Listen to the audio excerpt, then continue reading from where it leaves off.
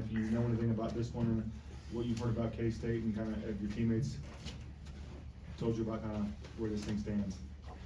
I just heard it's a big time rivalry. It's like all the fans and like both schools like really care about this game, and both teams most of the time play their hearts out to try to win this game. So it's one of the best rivalries in college basketball still, and that's what I'm looking forward to. What was the process like for you and your teammates of moving past Wednesday and refocusing on this game? I was just watching a lot of film and just seeing where we could improve from the game. It was a tough game. There were moments in the game where we had to did like something a little bit different. Maybe something different would have happened, but we didn't. And now we just got to use all the mistakes we made in that game and try to not make them mistakes in this next game and going forward with the season. What were some of those areas that you think you guys can improve in?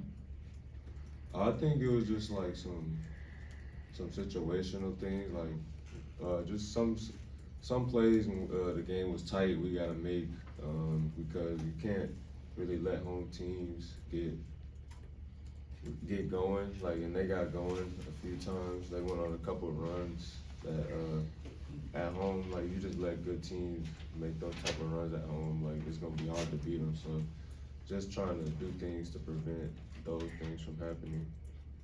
Rylan, KJ obviously had to sit a little bit the other night because of that injury. What's the biggest area that you guys feel or notice when he's not in the game? Just we have to pick up for his energy. He always has great energy on the court. You always know he's on the court. He always makes his presence known with energy plays and stuff like that. So we still have to have people making those type of energy plays and having that type of energy, and just doing all those things on the defensive end that he does, rebounding and just talking and all that other stuff that he does, and that's why he's like really valuable to the team. So we gotta always make sure if he's not on the court, we gotta make sure we're picking that up for him. And following up on an earlier question, I think it was Hunter the other night after Iowa State that said we were already in the locker room trying to put this one behind us and move on. Did that happen across the board? Were you guys doing that after that game right away? Not just like mentally, yeah, you have to do that because in conference play, you play one game against a great team, and then 2-3 days later you play another great team. So you have to like put that game behind us, but you can always still watch and just learn from the game. But you can't be too focused on that game. You got to get ready for the next game and make sure you don't lose another one just because you're focused on the past game. Rylan, you got a lot of success coming off those ball screens on the wing or dribble handoffs. What's allowed you to have so much success kind of shooting from inside the arc in the mid-range area? I'm like, that's coming off of handoffs is like, I feel like something that I like to do because you don't always have to dribble to come and use it. It's like a pick and roll without having to dribble into it. So I like that. That's something that I did last year a little bit, and just making sure put rim pressure, so the big man can either get a layup or I can get all the way downhill or just stop and shoot that sometimes. Or if they go under, stop back and shoot the three. So just about making reads when you're coming off those. We know your three-point shooting inside the arc, you're shooting a career high. What's just broadly allowing you to be so efficient from two?